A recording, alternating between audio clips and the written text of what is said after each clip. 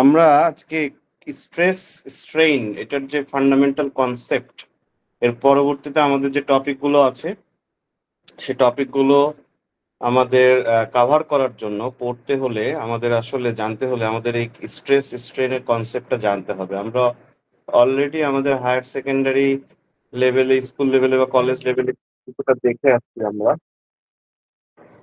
এই concept of stress and strain দেখে আসছি, সেটা থেকে আমরা একটু ইলাবোরেট করব। হ্যাঁ, আমরা জাস্ট ডেফিনেশনটা শিখেছি, বাট এটা আসলে আরো ডেপথে আমাদের এখন কথাবার্তাগুলো বলতে হবে। ঠিক আছে, সো লেটস সে আমরা এখানে একটা বার দেখতে পাচ্ছি যার ইনিশিয়াল লেংথ হলো এল। সে এল লেংথের একটা বার দেখতে পাচ্ছি। এটা মেটাল অবজেক্ট হতে পারে, এটা অন্য যে কোনো ম্যাটেরিয়ালের তৈরি অবজেক্ট হতে পারে। So for the time being আমরা ধরে নেই যে এটা একটা মেটাল অবজেক্ট। সে মেটালটা হলো স্টিলের। ঠিক আছে, অবজেক্টটা হলো স্টিল দিয়ে তৈরি, এরকম একটা অবজেক্ট যার লেংথ হলো গিয়ে ইনিশিয়ালি এটার লেংথ হলো এল। এখন আমরা যদি এই অবজেক্টের এইখানে দুই পাশে যদি আমরা ফোর্স অ্যাপ্লাই করি, টেনশন ফোর্স অ্যাপ্লাই করি, what will happen? It will elongate, it will extend, the length will be extend. দুই পাশে যদি আমরা পি ফোর্স অ্যাপ্লাই করি, the length will be changed and the new length will be something like this. Let's say L plus delta. So initially it was L, now it becomes L plus delta. So what is the change of length? The change of length is the new length minus the previous length. So it should be delta. So this is the change of length.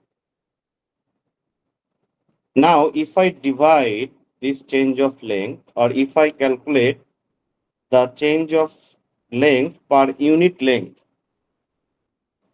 Change of length per unit length যদি আমি হিসাব করি, তাহলে এক্সপ্রেশনটা দাঁড়াবে হলো এমন, তাই না? তাহলে this is actually called strain, this thing actually termed as strain, and it is denoted by epsilon, which is a Greek letter. This is a Greek letter. ঠিক আছে, এটা একটা Greek letter. So strain is basically change of length per unit length, এটাই হলো আমাদের স্ট্রেইনের expression. তাহলে unit length, that means actually a length, and change of length, it is also a length. So এটা একটা length by length, that means ওপরের ইউনিটটাও length, নিচের ইউনিটটাও লেংথের unit. আমরা জানি লেংথের ইউনিট ইঞ্চিতে হতে পারে। যদি আমরা এফপিএস ইউনিট বলি, আমাদের জানি যে ইউনিট সিস্টেম আছে, বিভিন্ন ধরনের ইউনিট সিস্টেম আছে, তার ভিতরে একটা হলো এফপিএস আর একটা হলো এসআই, তাই না? সো এসআই ইউনিটের লেংথের ইউনিট হলো মিলিমিটার, আর এফপিএস ইউনিট সিস্টেমে লেংথের ইউনিট হলো ইঞ্চি, ফিট, ইয়ার্ড, তাই না? এইগুলো হলো কি আমাদের এফপিএস ইউনিট সিস্টেমে লেংথের ইউনিট। তবে যে ইউনিট সিস্টেমই ব্যবহার করি না কেন, আমার ডেল্টা এল একটা লেংথের ইউনিট হবে, এল এটাও একটা ইউনিট লেংথ, এটাও একটা লেংথের ইউনিট হবে। সো ওভারঅল স্ট্রেইন যেটা, সেটা হলো গিয়ে ইঞ্চি বাই ইঞ্চি, অথবা মিলিমিটার বাই মিলিমিটার, বা মিটার বাই মিটার, বা ইয়ার্ড বাই ইয়ার্ড, এরকম সামথিং লাইক দ্যাট, বা ফিট বাই ফিট, এরকম কিছু একটা হবে। So that is why strain is called actually unitless parameter. এটার কোনো ইউনিট নাই, দুইটার ইউনিটই কাটাকাটি চলে যাচ্ছে। So this is basically a unitless parameter.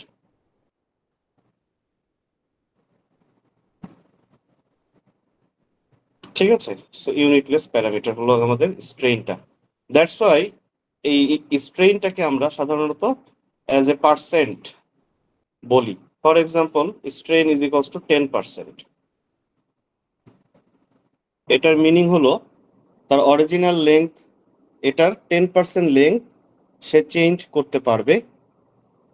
ঠিক আছে, অরিজিনাল লেংথ থেকে সে 10% চেঞ্জ করতে পারবে বিফোর ফেইলিওর, ফেল হওয়ার আগে। হ্যাঁ, এটা আলটিমেট যদি বলি আমরা, যে আলটিমেট স্ট্রেইন ইপসাইলন ইউ, কোন একটা ম্যাটেরিয়ালের আলটিমেট স্ট্রেইন হলো, লেটস সে আমরা যদি ইপসাইলন ইউ বলি, 10% যদি বলি, তাহলে 10%-এর ফিজিক্যাল মিনিং যেটা হবে সেটা হলো সে ফেইল করার আগে সর্বোচ্চ ম্যাক্সিমাম তার অরিজিনাল লেংথের 10% ইলংগেট করতে পারবে। ঠিক আছে, বুঝতে পারছি সবাই এই পর্যন্ত? ওকে, এখন লেটস সে আমরা একটা সেকশন নিলাম, এই অবজেক্টের মাঝখানে একটা সেকশন নিলাম, আমরা পি ফোর্স অ্যাপ্লাই করছি বোথ সাইডে।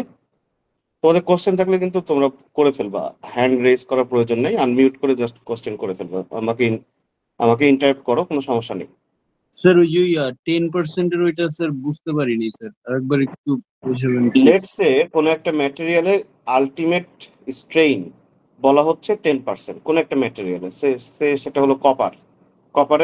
কপারের তৈরি একটা বস্তু যার স্ট্রেইন হলো গিয়ে 10%, আলটিমেট স্ট্রেইন হলো 10%। The physical meaning of this thing is that, যে এই কপারের অবজেক্টটা যদি আমি দুই দিকে এভাবে ফোর্স দেই, দ্যাট মিনস টেনজাইল ফোর্স দেই, তাহলে বিফোর ইট ব্রেকস, এটা তো একসময় ভেঙে যেতে পারে, তাই না? তাহলে এই ভেঙে যাওয়ার আগ মুহূর্ত পর্যন্ত সে যতটুকু বাড়বে, তার যে চেঞ্জ অফ লেংথ হবে, সেই চেঞ্জ অফ লেংথটা তার ইনিশিয়াল লেংথের 10%। যদি সে 10 ফিটের একটা অবজেক্ট হয়ে থাকে, তাহলে 10 ফিটের 10% যদি তুমি করো, তাহলে কত আসবে বলো? 10/1 দ্যাট মিনস 1 ফিট, সে তার লেংথটা 1 ফিট বাড়ার পরে সে ভেঙে যাবে। স্যার এটা এটা কি একটা এক্সাম্পল। স্যার এটা কি শুধু টেনসাইল ফোর্সের ক্ষেত্রে নাকি কম্প্রেশন হ্যাঁ, ফোর্সের ক্ষেত্রেও সেম? না স্ট্রেইনটা সবসময় টেনজাইল ফোর্সের ক্ষেত্রেই মেজার করা হয়, কম্প্রেশনের ক্ষেত্রে না। বুঝতে পারছি স্যার, থ্যাঙ্কস। ওকে, স্যার আর এটা কি সবগুলো মেটালের জন্য সেম? না না না না না না, অসম্ভব, এটা কি তাই হয়? এক একটা ম্যাটেরিয়ালের প্রপার্টি এক এক রকম। কারো আলটিমেট স্ট্রেইন 10% হতে পারে, কারো আলটিমেট স্ট্রেইন 20% হতে পারে, কারো 1%, কারো এর থেকেও কম। মেটালের ক্ষেত্রে অলওয়েজ টেনজাইল ধরা হয়। মেটালের ক্ষেত্রে স্ট্রেইনের ভ্যালুটা টেনজাইল ফোর্সের কারণে যতটুকু বাড়তে পারবে সর্বোচ্চ ব্রেক হওয়ার আগে, সেটাকেই তার স্ট্রেইন বলি আর কি। আর যে জিনিসটা মেটাল না, ফর এক্সাম্পল কংক্রিট কিন্তু মেটাল না। কংক্রিট হলো গিয়ে একটা আলাদা একটা ম্যাটেরিয়াল, যেটার কম্পোজিশন হলো সিমেন্ট বালু এগুলো থাকছে, ব্রিক চিপস বা অথবা স্টোন চিপস। তো এটার ক্ষেত্রে কিন্তু আসলে তখন আবার স্ট্রেইনটা টেনজাইল ফোর্স দিয়ে মেজার করা হয় না, এটার ক্ষেত্রে তখন মেজার করা হয় তার হলো গিয়ে কম্প্রেশন দিয়ে। তখন আমরা হলো ফোর্সটা দিব, ধরো একটা কংক্রিটের সিলিন্ডার আছে এমন, সে কংক্রিটের সিলিন্ডারকে আমি ওপর থেকে প্রেসার দিয়ে সে কতটুকু ছোট হলো ভেঙে যাওয়ার আগে, সেটা হবে তার স্ট্রেইনের ভ্যালু। এখন এটা কিভাবে নির্ধারণ করব যে কোনটার ক্ষেত্রে স্ট্রেইন কোনটার ক্ষেত্রে কম্প্রেশন? এটা ডিপেন্ড করবে ওই ম্যাটেরিয়ালটা আমি কোন পারপাসে ইউজ করছি। আমি কি কম্প্রেশন ফোর্স নেওয়ার জন্য ম্যাটেরিয়ালটা বিল্ডিং এ ইউজ করব বা স্ট্রাকচারে ইউজ করব, নাকি টেনশন নেওয়ার জন্য স্ট্রাকচারাল ইউজ করব, এটা কি টেনশন মেম্বার নাকি কম্প্রেশন মেম্বার, সেই অনুযায়ী তার এই প্রপার্টিটা ক্যালকুলেট করা হয় বা প্রপার্টিটা মেজার করা হয় বা টেস্ট করা হয়। ঠিক আছে, অলরাইট। নাও স্ট্রেসের বিষয়ে আমরা আসি, এবার আমরা স্ট্রেসটা দেখবো। লেটস সে আমরা ওই মেটাল অবজেক্টের মাঝখানে একটা সেকশন নিলাম। তো আমরা জানি যে সেকশন নেওয়া মানেই হলো সেখানে 3 ধরনের ইন্টারনাল ফোর্স থাকে, একটা হলো অ্যাক্সিয়াল ফোর্স, একটা হলো শিয়ার ফোর্স, একটা হলো মোমেন্ট। আমরা জানি, আমরা শিখে আসছি। সো আমরা যেই মাত্র এখানে সেকশন নিলাম, সেখানে আমাদের এই সেকশন, এখানে একটা অ্যাক্সিয়াল ফোর্স যদি আমি ক্যালকুলেট করি, তাহলে এদিকে যেহেতু পি ফোর্স অ্যাপ্লাই করছি, এদিকেও আমি একটা পি ফোর্স পাবো।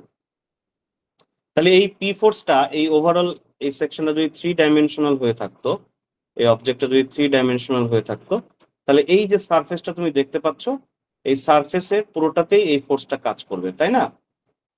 এই সারফেসের পুরোটাতেই এই পি ফোর্সটা কাজ করবে, প্রতিটা পয়েন্টে পি ফোর্সটা কাজ করবে, প্রতিটা পয়েন্টে আমাদের এই পি ফোর্সটা কাজ করছে। তাহলে লেটস সে এই সারফেসের এরিয়া হলো আমাদের এ, এই এরিয়াতে, পরিমাণ এরিয়াতে আমাদের যে ফোর্সটা কাজ করছে সেটার ভ্যালু হলো পি। তাহলে পি কাজ করছে হলো গিয়ে পরিমাণ এরিয়াতে কাজ করছে হলো পি ফোর্স। তাহলে যদি ইউনিট এরিয়া বলি, তাহলে আমাদের ইউনিট এরিয়াতে এই ফোর্সের অ্যামাউন্টটা হবে হলো P by A. This P by A is actually stress. This P by A is actually stress. তাহলে স্ট্রেসের ডেফিনেশনটা কি, যে the internal resistance of an elastic body to external forces equal to the ratio of force to cross sectional area। এত কঠিন ভাবে না পড়ে, আমরা মুখস্থ না করে আমরা এভাবে বলতে পারি যে the amount of force which is acting on a unit area, the amount of force which is acting on a unit area is called as a stress। তাহলে স্ট্রেসের একটা নোটেশন আছে, স্ট্রেসটা আমরা সিগমা এই সিম্বল দিয়ে আমরা ডেনোট করে থাকি, এটাও একটা গ্রিক লেটার। তাহলে sigma is equals to actually F by A বা পি বাই এ, যেটাই বলো না কেন, ফোর্স ডিভাইডেড বাই এরিয়া। তাহলে এটা যদি তুমি ইউনিট বের করতে চাও, যেটা ইউনিট কি হবে, ফোর্সের ইউনিট আমরা জানি নিউটন, এসআই সিস্টেমে বলছি আর কি, নিউটন। আর এরিয়া আমাদের এসআই ইউনিট সিস্টেমে এরিয়াটা মিটার স্কোয়ার হতে পারে, তাই না, মিলিমিটার স্কোয়ার হতে পারে, সেন্টিমিটার স্কোয়ার হতে পারে। তাহলে ফোর্সের এরিয়া ডিভাইডেড বাই ফোর্সের ইউনিট ডিভাইডেড বাই এরিয়ার ইউনিট করলে আমি পাবো হলো স্ট্রেসের ইউনিট। ঠিক আছে, তাহলে ফোর্সের ইউনিট নিউটন না হয়ে পাউন্ডও হতে পারে এফপিএস সিস্টেমে, পাউন্ড। আর সেক্ষেত্রে আমাদের এরিয়াটার ইউনিট দিতে হবে ইঞ্চি স্কোয়ার, এটাকে আমরা বলি হলো পিএসআই সংক্ষেপে, pound per square inch. PSI means pound, P for pound, per square inch. ঠিক আছে, এখন এই পাউন্ডের পরিবর্তে যদি 1000 পাউন্ড যদি হয়ে যায়, তাহলে 1000 পাউন্ড ইজ ইকুয়ালস টু আমরা জানি 1000 পাউন্ড ইজ ইকুয়ালস টু আমরা জানি 1 কিপ, তাই না। সো যদি আমরা এরকম কিপে যদি আমাদের ফোর্সের ইউনিটটাকে রিপ্রেজেন্ট করি, তাহলে kip divided by square inch, যেটাকে আমরা বলি সংক্ষেপে কেএসআই, কেএসআই বলা হয়। এগুলো commonly used unit, KSI, PSI. আমরা যে বিভিন্ন ধরনের অ্যাড দেখি, স্টিলের অ্যাড দেখি, হ্যাঁ, বিএসআরএম বলো, একেএস বলো, জিপিএইচ বলো, তারা বলে যে 60 কেএসআই অথবা 40 কেএসআই এর স্টিল। তার মানে বোঝা যাচ্ছে যে ওর একটা স্ট্রেসের কথা বলছে। কোন স্ট্রেস সেটা আমরা একটু পরে দেখবো, কোন স্ট্রেসের কথা বলছে। বাট সেই স্টিলটার স্ট্রেসের ভ্যালু হলো গিয়ে 60 কেএসআই বা 40 কেএসআই। কোন স্ট্রেস সেটা আমি দেখাচ্ছি, একটু পরে দেখবো আমরা। আপাতত এটা বুঝে রাখো। আপনার স্ক্রিন হয়তো চলে গেছে। স্ক্রিন চলে আসছে গেছে? না না, আছে আছে, ইন্টারনেট প্রবাবলি আনস্টেবল তোমার। সরি স্যার আমার ইন্টারনেট প্রবলেম ছিল, সরি স্যার। না, ইটস ওকে, ইটস ওকে। তাহলে কেএসআই পিএসআই আরেকবার শর্টে বোঝাবেন স্যার একটু, পিএসআই কোনটা, কোন জিনিসটা? পিএসআই পিএসআই পিএসআই হলো পাউন্ড পার স্কোয়ার ইঞ্চ। ফোর্সের ইউনিটটাকে যদি পাউন্ড এবং এরিয়া ইউনিটটা যদি ইঞ্চি স্কোয়ারে প্রেজেন্ট করো, তাহলে এটা পিএসআই হচ্ছে। আর এই পাউন্ডটাকে তুমি যদি কিপে নিয়ে যাও, তাহলে সেটা হয়ে যাবে হলো কেএসআই। ঠিক আছে, 1000 pound is equals two 1 keep, we know that. বুঝতে পারছি। এবার আসো নিউটন পার মিলিমিটার স্কোয়ার, এই জিনিসটাকে আরেকটু সুন্দর করে আমরা একটু কনভার্ট করার চেষ্টা করি। সো লেটস সে আমাদের ফোর্সের ইউনিট আসলে নিউটনে। এটা খুব ইম্পর্টেন্ট, এটা এই কোর্সের পরবর্তী যত কিছু আছে সব জায়গাতে তোমার এটা লাগবে, এই নিউটনের যে কনভার্সনটা আমরা এখন যে কনভার্সনটা দেখবো সেটা। সো ধরো আমাদের ফোর্সের ইউনিটটা নিউটন, আর এরিয়ার ইউনিটটা যেখানেই থাকুক না কেন, যে ইউনিটেই থাকুক না কেন, যদি আমি সেটাকে কনভার্ট করে মিলিমিটার স্কোয়ারে নিয়ে যাই, লেটস সে আমার হাতে একটা ক্রস সেকশন আছে, যে ক্রস সেকশনটাকে বলা হচ্ছে 1 ফিট, আর এদিকে ধরো কথার কথা বলা আছে 2 ফিট। সো তুমি এবং ফোর্সের কথা বলা আছে হলো গিয়ে, লেটস সে যে ফোর্সটা অ্যাপ্লাই করছি সেই ফোর্সের কথা লেটস সে বলা আছে হলো গিয়ে 10 নিউটন লেটস সে। তাহলে দেখো দুই ডাইমেনশনে চলে গেছে, দুই ইউনিট সিস্টেমে চলে গেছে। ফোর্স চলে গেছে এসআই ইউনিটে, আর ডাইমেনশনটা চলে গেছে হলো এফপিএস ইউনিটে। ঠিক আছে, সো তোমার হাতে অপশন আছে হলো নিউটনকে নিয়ে যাওয়া এফপিএস এ, আর ডাইমেনশন গুলোকে এফপিএস এ রাখা, অথবা এই ডাইমেনশন গুলোকে তোমার এসআই ইউনিটে নিয়ে আসা। তো সহজ হয় হলো গিয়ে ফোর্সকে না ঘাটাঘাটি করে, ফোর্সকে যেভাবে আছে ফোর্সকে সেভাবে রাখো, ডাইমেনশন গুলোকে তুমি চেঞ্জ করো, এফপিএস টু এসআই এ নিয়ে যাও, সমস্যা নেই। আমরা জানি হলো গিয়ে 10 ফিট, এটা এভাবে মনে রাখো যে 10 feet is equals to 3 metre. এভাবে মনে রাখতে পারো আমাদের যে ফ্লোর হাইট, আমরা যেখানে বসবাস করি যে বাসাতে, সে বাসার মেঝে থেকে ফ্লোর থেকে রুফের যে ডিস্টেন্স, এটা ইউজুয়ালি 10 ফিট, এবং এটা এই 10 ফিটটা 3 মিটারের সমান এভাবে ধরা হয়। আর একদম এক্সাক্ট যদি মনে রাখতে চাও, সেটা হলো কি 1 metre is equals to 3.28 feet. ঠিক আছে, এটা হলো একদম এক্সাক্ট ভ্যালু।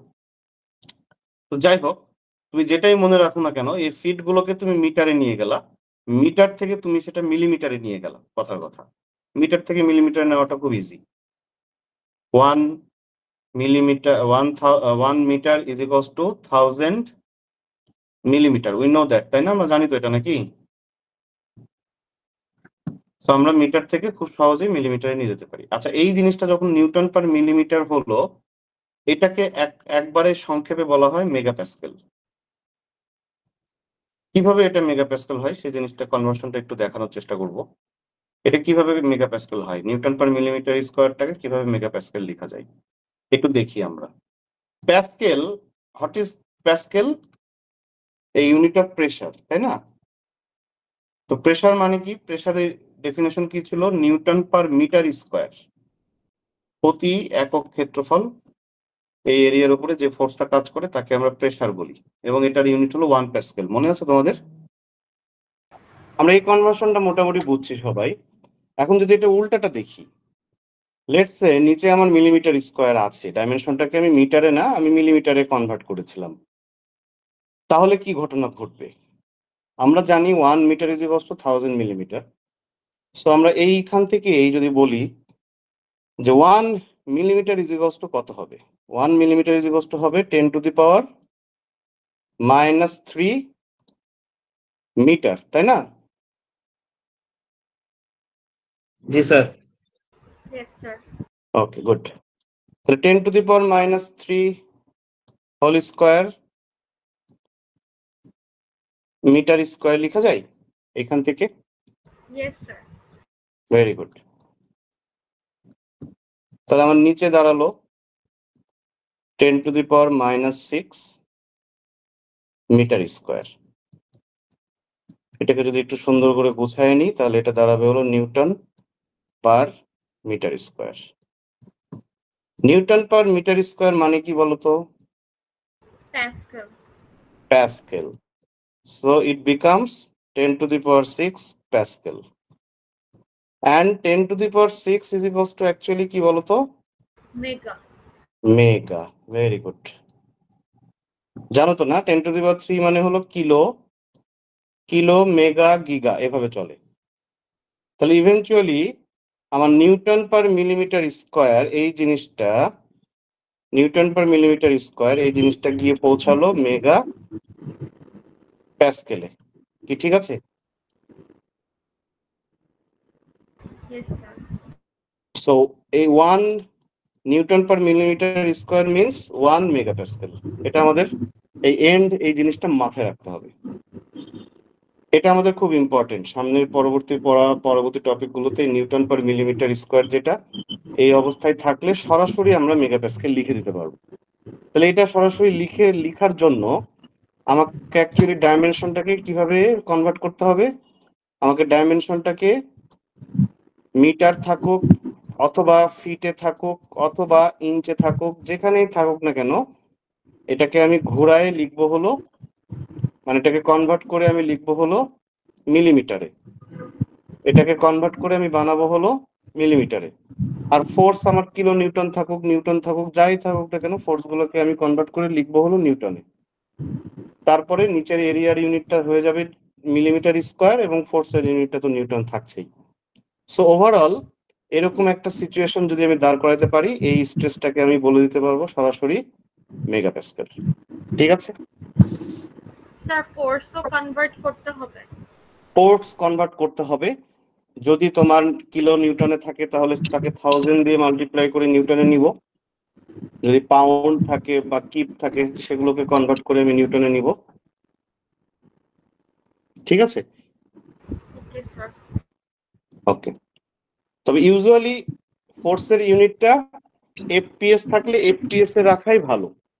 সেক্ষেত্রে আর ওই যে মানে এই মেগাপ্যাসকেলের ইউনিটে কনভার্সনের প্রয়োজন হবে না, সেক্ষেত্রে পিএসআই বা কেএসআই লিখতে পারবা।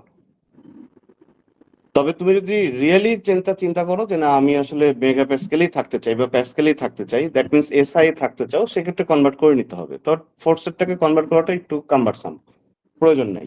ফোর্সটাকে নিউটন, কিলো নিউটনকে শুধুমাত্র নিউটনে নাও, কোনো সমস্যা নেই, বাট কিপ বা পাউন্ডকে নিউটনে নেওয়ার প্রয়োজন নাই, ওটাকে ওইভাবেই রাখো। ডাইমেনশনটাকে তুমি চাইলে এসআই থেকে এফপিএস এ আসতে পারো বা এফপিএস থেকে এসআই যেতে পারো, কোনো সমস্যা নেই, অ্যাজ রিকোয়ার্ড। এটা এই কনভার্সনটা খুব ইম্পর্টেন্ট, খুবই ইম্পর্টেন্ট, এটা বুঝে রাখতে হবে। নেক্সটে দেখবা যে এটা বুঝতে পারলে তোমার ক্যালকুলেশন অনেক ইজি হবে নেক্সট টপিক গুলোতে, ফ্লেক্সারাল স্ট্রেস বিশেষ করে বা শিয়ার স্ট্রেস বিশেষ করে। হ্যাঁ, অলরাইট, তাহলে এই কনভার্সনটা আমরা বুঝলাম স্ট্রেসের। এখন স্ট্রেসের অনেকগুলো টাইপ আছে। ফর এক্সাম্পল নর্মাল স্ট্রেস বলছি আমরা, যে স্ট্রেসটা সারফেসের সাথে পারপেন্ডিকুলারলি কাজ করে সেটাকে বলছি নর্মাল স্ট্রেস। এটা টেনজাইল স্ট্রেসও হতে পারে, এটা কম্প্রেসিভ স্ট্রেসও হতে পারে। যদি টেনশন ফোর্স হয় তাহলে টেনশন ফোর্স থেকে টেনজাইল স্ট্রেস, যদি কম্প্রেসিভ ফোর্স হয় তাহলে সেখান থেকে কম্প্রেসিভ স্ট্রেস। এখানে যেমন ছবিতে আমরা দেখতে পাচ্ছি টেনজাইল স্ট্রেস বা টেনজাইল ফোর্স, এখান থেকে যে স্ট্রেসটা আসবে সেটাকে বলছি আমরা টেনজাইল স্ট্রেস। এখন এই ফোর্সটা যদি সারফেসের সাথে পারপেন্ডিকুলারলি কাজ না করে, দ্যাট মিনস যদি ফোর্সটা অ্যাক্সিয়াল ফোর্স না হয়ে যদি আমি শিয়ার ফোর্স কথা বলি, তাহলে সেটাকে বলে দিব হলো কি আমরা shear stress.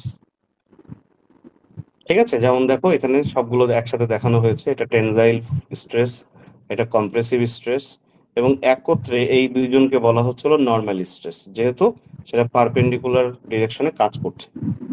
Whereas for this force or for this stress, the force is actually acting along the surface, on the surface, তাই না? তাহলে সারফেসের সাথে প্যারালালি যেহেতু কাজ করছে, সেহেতু এই স্ট্রেসটাকে আমরা বলছি হলো শিয়ার স্ট্রেস। শিয়ার স্ট্রেসটাকে টাউ দিয়ে ডিনোট করা হয়, এবং টাউ ইজ ইকুয়ালস টু, যদি এই ফোর্সের ভ্যালুটা যদি ভি হয়ে থাকে, একইভাবে the amount of force acting on a unit area is called stress. যেহেতু ফোর্সের নেচারটা নর্মাল নাই, ফোর্সের নেচারটা এখন হলো parallel to the surface or along the surface, that's why এটা হয়ে গেছে শিয়ার ফোর্স। শিয়ার ফোর্স থেকে শিয়ার স্ট্রেস। ঠিক আছে, বাকি থাকে আমাদের ইন্টারনাল ফোর্সের ভিতরে আরেকটা বাকি থাকে, আরেকটার নাম হলো bending moment. So bending moment আসলে যেই স্ট্রেসটা তৈরি করে সেই স্ট্রেসের নাম হলো ফ্লেক্সারাল স্ট্রেস। এখানে একটা মোমেন্ট আছে, এই সারফেসে একটা মোমেন্ট আছে, এই মোমেন্ট এখানে থাকার কারণে এটা বেন্ড করবে হলো এইভাবে বেন্ড করবে। সো এইভাবে বেন্ড করলে এইখানে এই সারফেসে কম্প্রেশন, এই সারফেসে আসবে হলো কি টেনশন, তাই না? আমরা দেখেছি এটা। সো এরকম যদি কম্প্রেশন এবং টেনশন তৈরি হয়, তাহলে এই কম্প্রেসিভ স্ট্রেসটার স্পেশাল নাম হলো flexural stress. Flexural stress, flexor থেকে ফ্লেক্সারাল স্ট্রেস। সো এটা ফ্লেক্সারাল স্ট্রেসটা is actually associated with bending moment. তাহলে এই তিনটা ইন্টারনাল ফোর্স থেকে তিন ধরনের স্ট্রেস তৈরি হতে পারে। এগুলো আমাদের পরবর্তী পড়ার আমাদের পাঠ্য বস্তু হলো এগুলো। আমরা পরবর্তীতে এই টপিকগুলো কভার করার চেষ্টা করব। এক হলো ফার্স্টেই এই টপিকটা শেষ করার পরে আমাদের ফ্লেক্সারাল স্ট্রেস শুরু হবে, তারপরে শিয়ার স্ট্রেস শুরু হবে। সেগুলো আমরা ডিটেইল পরে শিখবো। আমরা আপাতত কয়েকটা দিন, আগামী কয়েকটা উইক, কয়েকটা ক্লাস আমরা হলো নর্মাল স্ট্রেস নিয়ে পড়াশোনা করব। ঠিক আছে, নর্মাল স্ট্রেস নিয়ে আমাদের এখন আপাতত পড়াশোনা। এরপরে আসবে ফ্লেক্সারাল স্ট্রেস, তারপরে আসবে শিয়ার স্ট্রেস। ক্লিয়ার? আমাদের এখানে কিছু ছবি দেওয়া আছে, একই জিনিস। এখন আসো, আমাদের স্ট্রেস স্ট্রেইনের একটা রিলেশনশিপ আছে। আমরা তো স্ট্রেস স্ট্রেইনের ডেফিনেশনটা দেখলাম, এখন একটু আমাদের স্ট্রেস স্ট্রেইনের একটা রিলেশনশিপ আছে। সেই রিলেশনশিপটা আমরা জানি যে হুকস ল আমরা সবাই পড়ে আসছি, যে আমাদের স্ট্রেসটা স্ট্রেইনের কি হয় বলতো, প্রপোর্শনাল হয় up to its elastic limit, তাই না? একটা অবজেক্ট তার ইলাস্টিক লিমিটের ভিতরে থাকলে, ইলাস্টিক লিমিট কোনটা? ইলাস্টিক লিমিট হলো, let's say you are stretching an object, it will elongate and if you withdraw the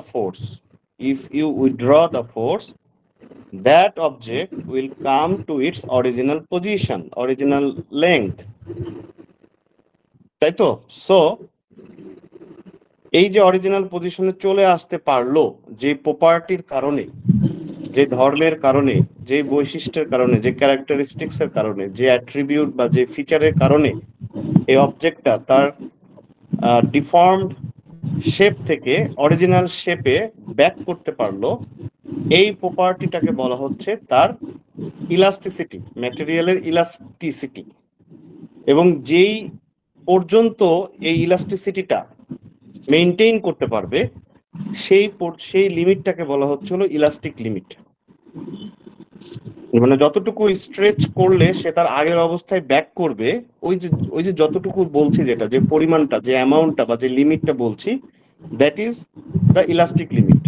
so within this elastic limit একটা অবজেক্টের stress and strain is proportional. ঠিক আছে, এটা বলছে হুকস ল থেকে আমরা এটা জানি। হুকস ল এই রিলেশনশিপটা সায়েন্টিস্ট হুক এই রিলেশনশিপটা সে এস্টাবলিশ করেছে, সে ডেভেলপ করেছে, সে প্রপোজ করেছে। ঠিক আছে, তাহলে ইলাস্টিক লিমিটের ভিতরে যেহেতু প্রপোর্শনাল, সো ইলাস্টিক লিমিটের ভিতরে যে রিলেশনশিপটা পাবো, সেই রিলেশনশিপটা যদি আমি একটা ডায়াগ্রামের ভিতরে দেখাই, so it will become a straight line and the proportional constant will be something like this, and this proportional constant is called Young's modulus or modulus of elasticity. Young's modulus or modulus of elasticity. Young আরেকজন scientist, যে বলেছে যে এটা এই proportional কনস্ট্যান্টের ভ্যালুটা ই এর সমান, তার ইলাস্টিসিটির সমান, দ্য মডুলাস অফ ইলাস্টিসিটির সমান। ঠিক আছে, এই মডুলাস অফ ইলাস্টিসিটিটা কিভাবে ক্যালকুলেট করা যায়? এই দেখো, খেয়াল করে দেখো, এখানে আমাদের যে গ্রাফটা আছে সেই গ্রাফের ডিপেন্ডেন্ট ভ্যারিয়েবল কে sigma, that means Y axis আমি সিগমা দিয়েছি, আর ইন্ডিপেন্ডেন্ট ভ্যারিয়েবল কে ইপসাইলন, দ্যাট মিনস এটা আমাদের X. So Y is equals to e into x, তাই না? সো এটা কার রিলেশন, কার কোন ইকুয়েশনের মতো দেখতে বলো তো? y is equals to mx, মানে এটা সেম না? যদি এই দুইটাকে আমি কম্পেয়ার করি, তাহলে ই এমটা কি হচ্ছে, বা আমাদের যে স্লোপ, স্ট্রেট লাইনের যে স্লোপ, সেই স্লোপের ভ্যালুটা কার সমান হচ্ছে? ই এর সমান হচ্ছে না? দ্যাট মিনস আমি যদি এরকম একটা ইলাস্টিক লিমিটের ভিতরে কোনো একটা স্ট্রেস স্ট্রেইনের গ্রাফগুলো প্লট করি, প্লট করার পরে যদি আমি এই লাইনের স্লোপটা মেজার করি, স্লোপটা মেজার করলে যে স্লোপটা পাবো সেটাই হবে হলো আমার কি হবে বলো? Modulus of elasticity. We know that how to calculate a slope, তাই না? if we know the coordinates of 2 point, এই পয়েন্টের কোঅর্ডিনেট জানি আর এই পয়েন্টের কোঅর্ডিনেট জানি, তাহলে আমাদের m বের করার ফর্মুলা আছে, m is equals to কি বলতো? y2 minus y1 divided by x2 minus x1। তাহলে এরকম দুইটা পয়েন্ট যদি আমি এই লাইনের ভিতরে দুইটা পয়েন্ট যদি আমি নিতে পারি, নেওয়ার পরে তাদের mটা এইভাবে আমি ক্যালকুলেট করতে পারি। So this is actually, this modulus of elasticity can be calculated or can be obtained by calculating the slope of the straight line. ঠিক আছে, তো মডুলাস অফ ইলাস্টিসিটি অর ই এর যে ভ্যালুটা, সেটা স্টিলের জন্য ফিক্সড 29,000 psi অথবা 200 গিগাপ্যাসকেল।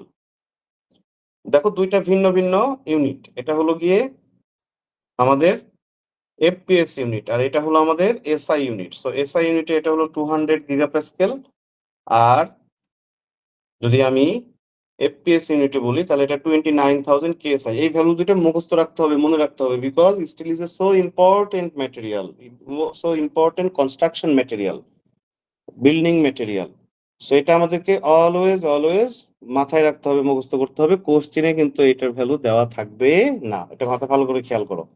ই এর ভ্যালু কোশ্চেনে দেওয়া থাকবে না, because I want to check that whether you know or not.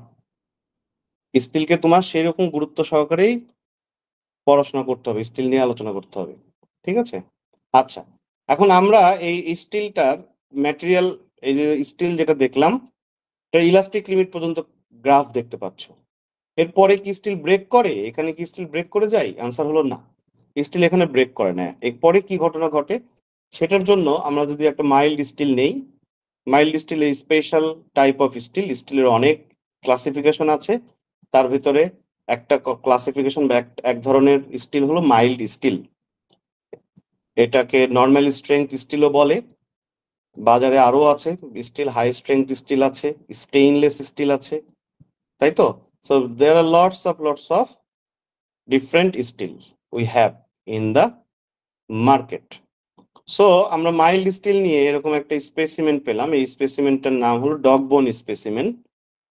Dog বোন স্পেসিমেন বিকজ এটা একটা বোনের মতো। আমাদের যে ডগ গুলো যে বোন পছন্দ করে, টম এন্ড জেরি মুভিতে দেখো, টম এন্ড জেরি কার্টুনে দেখো, যে ডগটা আছে সে ডগটা একটা হাড় খায়, সে হাড়টা তার দেখতে অনেকটা এইরকম, দুই পাশে দুইটা ডাম্বেল শেপ, মাঝখানে হলো একটা সরু অংশ, তারপরে হলো আর একটা ডাম্বেল শেপ। সো এটাকে এই জন্য ডগ বোন স্পেসিমেন বলা হয়।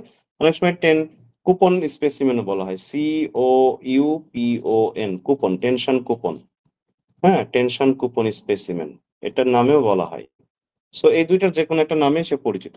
সো এরকম একটা মাইল্ড স্টিল স্পেসিমেন আমি তৈরি করলাম, তারপরে দুই পাশে স্ট্রেস ফোর্স অ্যাপ্লাই করা শুরু করলাম, টেনজাইল ফোর্স অ্যাপ্লাই করা শুরু করলাম। তাহলে ইনিশিয়াল লেন্থ যদি L0 হয় এবং ফোর্স অ্যাপ্লাই করার পরে তার ফাইনাল লেন্থ যদি L হয়, তাহলে এই ফোর্সটা আমি গ্র্যাজুয়ালি অ্যাপ্লাই করব, কখনো 5 নিউটন, কখনো 10 নিউটন, কখনো 20 নিউটন, এরকম অনেকগুলো ফোর্স আমি অ্যাপ্লাই করলাম। এবং এই ফোর্সগুলো প্রতিটা ফোর্সের করেসপন্ডিং ইলংগেশনটাও আমি মেজার করলাম, ঠিক আছে? তাহলে এটা ফোর্স আর এটা হলো ডেল্টা এল। আমি যদি এটা ক্রস সেকশনাল এরিয়া মেজার করে রাখি, এটা তো একটা সার্কুলার শেপ, সেটা ক্রস সেকশনাল এরিয়া যদি আমি মেজার করে থাকি, মানে এই মাঝখানের অংশটা, ফোর্স তো এখানে অ্যাপ্লাই করা হচ্ছে, মানে ইলংগেশনটা তো আমি এইটুকু অংশে মেজার করছি। সো দ্যাটস ওয়াই এই ক্রস সেকশনাল এরিয়াও এখানে নিতে হবে, উপরেরটা নিলে চলবে না, কারণ আমার স্ট্রেনটা মেজার করছে এখানে। সো স্ট্রেসটা আমাকে এখানেই মেজার করতে হবে, অন্য কোনো জায়গায় স্ট্রেস মেজার করলে সেটার ভ্যালুটা ভুল আসবে। তাহলে যদি আমি এখানে এ জানি, আমার এরিয়া জানি, তাহলে এখান থেকে আমি বের করতে পারবো স্ট্রেস সিগমা, তাই না? সিগমা ইজ ইকুয়াল টু আমরা জানি P/A। সরি, এখন অনেকগুলো পয়েন্টের স্ট্রেস তুমি জানবা। বলো মিডে কেন বলো। আমরা মেজার করছি, মিডে কেন মেজার করতে হবে? আচ্ছা, খেয়াল করে দেখো, এইখানে এই শেপটা এখানে চওড়া আর এইখানে হলো ন্যারো, তাই না? তাহলে এটার উইক পয়েন্ট কোথায়? মিডলে, মানে মিডলে হলো উইক পয়েন্ট। মিডলে স্যার। যদি এটা ফেল করে, মিডলে ফেল করবে, চওড়া অংশে ফেল করবে না। এবং এটা ইন্টেনশনালি বানানো হয়েছে এভাবে যেন এটা মিডলে ফেল করে, যেন তুমি ভালো মতো ক্যাপচার করতে পারো, তোমার এই ফেলিওরটা ভালো মতো ক্যাপচার করতে পারো, ঠিক আছে? উপরের দিকে করলে তুমি ক্যাপচার করতে পারবে না, মেশিনে গেলে সে মেশিন বা ভুল রেজাল্ট দেখাবে উপরের গুলোতে। মাঝখানের অংশে ইচ্ছা করেই ছোট করা হয়েছে যেন আমার এই জায়গাতেই ফেল হয় এবং আমি আমার মেজারমেন্টটা এই পার্টিকুলার এইটুক অংশের ভিতরে আমি মেজারমেন্ট করব। তারপরেও এই যে দেখো, এখানে একটা ডট আছে আর এইখানে একটা ডট আছে, এইটা হলো আসল আমাদের রিজিয়ন অফ ইন্টারেস্ট। এই জায়গাতে ফেল যেন করে, বা আমরা ধরে নিয়েছি, বা আমরা বলতে পারি যে মাঝখানে যদি ফেল করে তাহলে এই লোকেশনে ফেল করবে, এটাকে বলা হয় গেজ লেংথ। হ্যাঁ, এই গেজ লেংথটার একটা specification ASTM, American society of testing material, ASTM, তারা প্রোভাইড করে দিয়েছে যে এই এতটুকু অংশের ভিতরে তুমি তোমার মেজারমেন্টটা করবা, ফেল করলে এখানে ফেল করবে, আমার তোমার কথা না। সো সেইখানে আমি আমার স্ট্রেইনটা মেজার করছি এইটুকু অংশের ভিতরে, এবং এইটুকু অংশের ভিতরেই এটা মেজারমেন্টটা আসলে দেখো, এখানে মেশিনটা যদি দেখতে পাও, এটা অনেক পুরাতন মেশিন, আমাদের এই মেশিন এখন ইউজ করে না বললেই চলে। এইখানে স্পেসিমেন দেওয়া হয়েছে এই অংশে স্পেসিমেন দিয়ে এইখানে হলো মেজার করা হচ্ছে একটা নির্দিষ্ট লোকেশন, এই লোকেশন এবং এই লোকেশনকে টার্গেট করে তার স্ট্রেইনটা মেজার করা হচ্ছে। একটা স্ট্রেইন মেজার করার, স্ট্রেইন রেকর্ড করার একটা স্পেশাল ডিভাইস আছে, তার নাম হলো LVDT বলে আর কি, LVDT বলে। সো আমি দুইটা LVDT নিব, একটা LVDT এই পয়েন্টে দিব আর একটা LVDT এই পয়েন্টে দিব। সো দুইটা পয়েন্ট থেকে আমি আমাদের স্ট্রেইনটা মেজার করতে পারবো। সো আই মিন ইলংগেশনটা মেজার করতে পারবো, ডেল্টা এল মেজার করতে পারবো। ডেল্টা এল যদি আমি জানি এবং অরিজিনাল লেন্থ যেহেতু আমার এল নট যদি ডিভাইড করি তাহলে আমাদের কাছে লটস অফ স্ট্রেইনের রেজাল্ট থাকবে। আর একইভাবে যদি আমাদের প্রতিটা ফোর্স থাকে এবং প্রতিটা ফোর্সের এরিয়া তো ফিক্সড, এখানে লটস অফ স্ট্রেসের ভ্যালু থাকবে। তাহলে এই সবগুলো স্ট্রেস স্ট্রেইনের ভ্যালু যদি নিয়ে যদি আমি প্লট করি তাহলে আমাদের যে stress strain diagram for mild still আসবে সেটা হলো এই কার্ভের মতো আসবে। ঠিক আছে, এই কার্ভটা একটা typical stress strain diagram for mild still. খেয়াল করে দেখো, এটার একটা প্রথম অংশটা হলো কি স্ট্রেট লাইন, তারপরে হালকা কার্ভ হয়েছে, কার্ভ হয়ে একটা স্টেজে পৌঁছানোর পরে সে লোডটা বা স্ট্রেসটা ড্রপ করেছে। স্ট্রেস ড্রপ করা মানে তো লোড ড্রপ করেছে, তাই না? আমরা তো জানি stress is equals to P by A, area তো চেঞ্জ হচ্ছে না। তো হালকা একটু ড্রপ করলো, ড্রপ করার পরে একটা পর্যায়ে গিয়ে সে ফোর্স নিচ্ছে না, ফোর্স ক্যারি করছে না, একটা সার্টেন স্টেজ পর্যন্ত হালকা একটু ফোর্স ক্যারি করেছে, খুব বেশি না।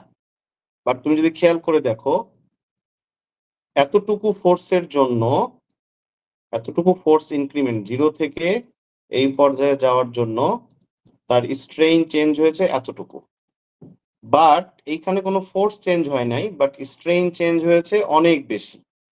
এটা লেটস সে যদি x1 হয়ে থাকে, এটা যদি x2 হয়ে থাকে, x2 is much greater than x1। তো এই স্টেজে যাওয়ার পরে সে আবার ফোর্স ক্যারি করা শুরু করেছে এবং ক্যারি করতে করতে করতে করতে সে এই জায়গায় পৌঁছাইছে, হাইয়েস্ট পয়েন্টে পৌঁছেছে। এখানেও যদি খেয়াল করে থাকো যে এই লোড থেকে এই লোডের যে ডিফারেন্স, সেই ডিফারেন্স কিন্তু খুব আহামরি বেশি না, বাট স্ট্রেইনের ভ্যালু দেখো কত বৃদ্ধি পেয়েছে। x3 এর ভ্যালু দেখো x1 এর তুলনায় প্রায় 5 গুণ বা 4 গুণ, তাই না? তার মানে বোঝা যাচ্ছে যে একটা পর্যায়ে গিয়ে তার ফোর্সটা খুব ধীরে ধীরে বাড়বে, বা ফোর্স ক্যারিং অ্যাবিলিটি খুব ধীরে ধীরে বাড়বে। ফোর্স খুব বেশি ক্যারি করতে পারবে না, রাদার এটা ইলংগেট করতে থাকবে, মানে বড় হইতে থাকবে, শুধু লম্বায় বড় হতে থাকবে, বাট ফোর্স খুব বেশি নিতে পারবে না। এরকম করতে করতে একটা পর্যায়ে গিয়ে সে আর ফোর্স একদমই নিতে পারবে না, সে আস্তে আস্তে তার লোডটা ড্রপ করা শুরু করবে। এখানে যে লোডটা ছিল তার থেকে এই লোডগুলো কিন্তু আস্তে আস্তে কমে যাচ্ছে, কমতে কমতে একটা সময় গিয়ে সে ছিঁড়ে যাবে, ফেইল করবে, একটা সময় গিয়ে সে দুইটা পার্টে ভাগ হয়ে যাবে। তাহলে এই যে পুরো জিনিসটাকে কিছু কিছু পয়েন্ট আছে, তার কি পয়েন্ট, তার কিছু একটা মাইলস্টোন আছে। যেমন ফার্স্ট মাইলস্টোন বলছে প্রপোর্শনাল লিমিট, পিএল, এই পয়েন্টটাকে বলছে প্রপোর্শনাল লিমিট। এখানে কিন্তু স্ট্রেট লাইন, প্রপোর্শনাল লিমিটের ভিতরে স্ট্রেস এবং স্ট্রেইন একটা লিনিয়ার রিলেশন ফলো করে, দ্যাট মিনস হুকস লকে ফলো করছে। সোজা কথা, প্রপোর্শনাল লিমিট পর্যন্ত সে হুকস লকে ফলো করবে। প্রপোর্শনাল লিমিটের পরে সে ইলাস্টিক লিমিটে যাবে। প্রপোর্শনাল লিমিট এবং ইলাস্টিক লিমিটের ভিতরে খুব বেশি ডিফারেন্স নাই, হালকা একটু ডিফারেন্স। এই ইলাস্টিক লিমিট মানে সে হলো তার ম্যাটেরিয়ালের যে ইলাস্টিসিটি প্রপার্টিটা, সেটা আপ টু দিস পয়েন্ট এটা অ্যাক্টিভ, এর পরে তার ম্যাটেরিয়ালটা is no longer elastic. That means তুমি যদি লোড উইথড্র করো, it will after that elastic limit it will not come to its original position, say deform হয়ে থাকবে, তার একটা পার্মানেন্ট ডিফর্মেশন পাওয়া যাবে, সে ভচকায় যাবে, সোজা কথায় বাংলায় যদি বলি। ঠিক আছে, সো ইলাস্টিক লিমিট পর্যন্ত এই পয়েন্টটা। এরপরে আমরা দেখছি ইল্ড পয়েন্ট বলতে বোঝাচ্ছি যে এই যেই পর্যন্ত সে ফোর্স ক্যারি করছে, দেখো এই পর্যন্ত, এই ইল্ড পয়েন্টের আগ পর্যন্ত কোনো ড্রপ নাই, কিন্তু ফার্স্ট ড্রপ হয়েছে হলো ইল্ড পয়েন্টের পরে। সো যখন আমি ফার্স্ট ড্রপ পাচ্ছি, ফার্স্ট ড্রপের আগ পর্যন্ত যে লোডটা, সেটাই হলো তার ইল্ড পয়েন্ট বা ইল্ড লিমিট বা ইল্ড স্ট্রেস। ঠিক আছে, এই পর্যন্ত সে ইল্ডিং হচ্ছে এই পয়েন্টের পর থেকে। এখানে দুইটা পয়েন্ট আছে, একটা হলো এই পয়েন্ট, আর ফার্স্ট ড্রপ হয়ে যাওয়ার পর আর একটা পয়েন্ট পাবা। হুট করে দেখবা যে লোডটা ক্যারি করছে না টেস্ট চলাকালীন সময়ে। প্রথমে 5, তারপরে 10, 15, 20 এভাবে করতে করতে ধরো 500 পর্যন্ত টানা নিয়েছে, সবগুলো বাড়তে হঠাৎ করে দেখবা 500 থেকে 450-এ নেমে আসবে বা 480-তে নেমে আসবে। That is your first drop. So first ড্রপটা যেই পয়েন্টে হচ্ছে সেই পয়েন্টটা হলো কি তোমার ইল্ডিং পয়েন্ট, এবং ড্রপ হওয়ার পরে ফার্স্ট ড্রপটা যখন হলো ধরো 500 পর্যন্ত নিল, 500 নেওয়ার পরে 480-তে নেমে গেছে। সো এই পয়েন্টটা হলো কি তোমার ফার্স্ট ড্রপ, এটা হলো কি তোমার আপার ইল্ড পয়েন্ট বলে। দুইটাই ইল্ড পয়েন্ট, একটাকে বলছে আপার ইল্ড পয়েন্ট আর এটাকে বলা হয় হলো লোয়ার ইল্ড পয়েন্ট, মনে থাকবে। এই ইল্ডিংটা এখানেই শেষ হয় না, এই ইল্ডিং এর ফেনোমেনাটা এই পয়েন্ট পর্যন্ত ঘটে, এই পয়েন্ট পর্যন্ত ইল্ডিংটা হচ্ছে। দ্যাট মিনস ম্যাটেরিয়ালের ভেতরে যে ফাইবার গুলো আছে, প্রতিটা ম্যাটেরিয়ালে অনেক ফাইবার থাকে, উই নো দ্যাট। সো এই ফাইবার গুলো যেই ওরিয়েন্টেশনে ছিল সেই ওরিয়েন্টেশনটা এই ইল্ডিং এর পর থেকে চেঞ্জ হওয়া শুরু হয়। তারা যেই যেই ডিরেকশনে, যারা যেই ডিরেকশনে ছিল ফাইবার গুলো তাদের নিজেদের ভিতরে আবার তাদের ওরিয়েন্টেশন গুলো চেঞ্জ করা শুরু করে। যখন এর ওরিয়েন্টেশন গুলো চেঞ্জ করা শুরু করে ততক্ষণ পর্যন্ত তারা আসলে কোনো লোড ক্যারি করে না, ঠিক আছে। তারা লম্বা হইতে থাকে, তারা নিজেদের ভিতরে একটা ডিসিশনে পৌঁছায় যে আমরা কোন পজিশনে, সবাই মিলে একটা ডিসিশন করে, একটা মিটিং এ বসে চিন্তা করে যে আমরা যদি এই পজিশনে আবার নতুন করে নিজেদেরকে সুবিন্যস্ত করি, রিঅ্যারেঞ্জ করি, তাহলে আমরা আবার লোড ক্যারি করতে পারবো। এই যে ডিসিশনটা নিচ্ছে, এই ডিসিশনের ভিতরে অনেকগুলো সময় পার হয়ে যায়, তখন সে আসলে লম্বা হয়ে যায়, প্রয়োজনের তুলনায় সে তখন লম্বা হয় বেশি, ফোর্স ক্যারি করছে না বা সে লম্বা হচ্ছে। লম্বা হতে হতে একটা পর্যায়ে গিয়ে যখন দেখে যে হ্যাঁ ওই সবাই মিলে একটা ডিসিশনে পৌঁছালো যে এই অবস্থাতে দাঁড়াইলে আমরা আবার লোড ক্যারি করতে পারবো, তখন থেকে সে লোড ক্যারি করা শুরু করে। লোড ক্যারি করতে করতে করতে করতে একটা পর্যায়ে গিয়ে পৌঁছায়। এই পর্যায়টাকে বলা হচ্ছে আমাদের এটা এই যে ইল্ড পয়েন্টের করেসপন্ডিং স্ট্রেংথকে বলে ইল্ড স্ট্রেংথ। আমরা এটা স্কিপ করে ফেলেছি। এই যে একটা পর্যায়ে গিয়ে সে হলো গিয়ে হাইয়েস্ট লোডটা ক্যারি করে, যেটাকে বলা হয় হলো আলটিমেট স্ট্রেংথ। আলটিমেট স্ট্রেংথ এর করেসপন্ডিং, এই পয়েন্টের করেসপন্ডিং স্ট্রেংথ বা এই করেসপন্ডিং স্ট্রেস যেটা, সেটাকে বলছি আমরা আলটিমেট স্ট্রেংথ। একইভাবে ইল্ড পয়েন্টের যে করেসপন্ডিং স্ট্রেংথ সেটাকে বলছি হলো ইল্ড স্ট্রেংথ। আর এই আলটিমেট বা পিক পয়েন্টের যে করেসপন্ডিং স্ট্রেস সেটাকে বলা হচ্ছে হলো আলটিমেট স্ট্রেস। এইটার পরে আর তাদের কোনো উপায় থাকে না, ম্যাটেরিয়ালের ফাইবারদের, তারা তখন আসলে আর কোনো লোড ক্যারি করে না, ধীরে ধীরে তাদের লোডটা ড্রপ করতে থাকে এবং ড্রপ করতে করতে একটা সময় গিয়ে সে ফেইল করে। এই সময় গিয়ে, এই স্টেজে গিয়ে আলটিমেট স্ট্রেস থেকে ফেইলিওর স্ট্রেস, এই মাঝখানের অংশটাই আমাদের যে স্পেসিমেনটা ছিল, এমন ছিল স্পেসিমেনটা, এই জায়গাটা অনেক সরু হয়ে যায়। আমাদের মানুষের শরীরের যে গলাটা আছে, আমাদের নেকটা আছে, সে নেকের মতো সরু হতে থাকে। এই জন্য এই পার্টটাকে বলা হয় হলো নেকিং, ঠিক আছে। এই পার্টটাকে বলি আমরা নেকিং এবং এই পয়েন্টটাকে বলি আসলে আমরা রাপচার। ইউএস থেকে আলটিমেট স্ট্রেংথ থেকে রাপচার পর্যন্ত যে ঘটনাটা ঘটে সেটাকে একটা স্পেশাল নাম দেওয়া হয়েছে, সেটার নাম হলো নেকিং। এই বিহেভিয়ারটা হলো নেকিং বিহেভিয়ার, ঠিক আছে। সো আমরা পুরো জিনিসটাকে এই তিনটা ভাগে ভাগ করতে পারি। একটা হলো ইলাস্টিক রেঞ্জ, এরপরে শুরু হচ্ছিল প্লাস্টিক রেঞ্জ, এরপরে শুরু হয় হলো গিয়ে স্ট্রেইন হার্ডেনিং। দেখো এখান থেকে আমাদের এই পর্যন্ত সেই স্ট্রেস ক্যারি করতে থাকে, দ্যাটস ওয়াই এটার নাম হলো স্ট্রেইন হার্ডেনিং। এবং ফাইনালি সে নেকিং শুরু হয় এখান থেকে এই পর্যন্ত। সো অল টুগেদার এই তিনটাকে একত্রে আসলে প্লাস্টিক জোন বা প্লাস্টিসিটি বা প্লাস্টিক যাই বলো না কেন, একবারে এই তিনটা প্লাস্টিক বলতে তিনটা জোনকেই বোঝায়। ইলাস্টিক রেঞ্জের বাইরে যা থাকবে সবই হলো প্লাস্টিক রেঞ্জ, যদিও শুধুমাত্র এইটুক দেখানো হয়েছে, বাট বেসিক্যালি এটা আসলে এখানেই শেষ না, এটা পুরোটা মিলাই আসলে প্লাস্টিক জোন, ঠিক আছে। আর এটাকে বলা হচ্ছিল ইলাস্টিক। বলো স্যার, ইলাস্টিক লেন্থ আর আপার ইল্ড লেন্থ এই দুইটার কি স্যার ভ্যালু সেম? আমি কি দুইটা কি সেম বলতেছি?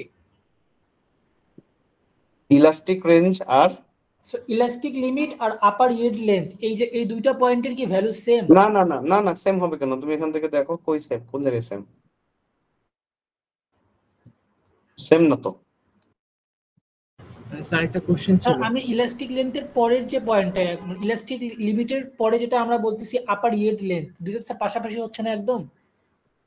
আপার, তোমার প্রশ্নটা আমি এখনো বুঝি না আসলে। Upper yield point, yes sir, upper yield point আর ইলাস্টিক আর লোয়ার ইল্ড পয়েন্ট।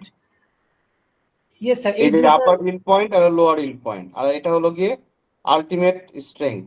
না স্যার, আলটিমেট স্ট্রেংথের কথা আমি বলছি, আমি স্যার তার সামনে দুটো পয়েন্টের কথা বলতেছি, ইলাস্টিক লেন্থ লিমিট আর হচ্ছে আপার ইল্ড পয়েন্ট।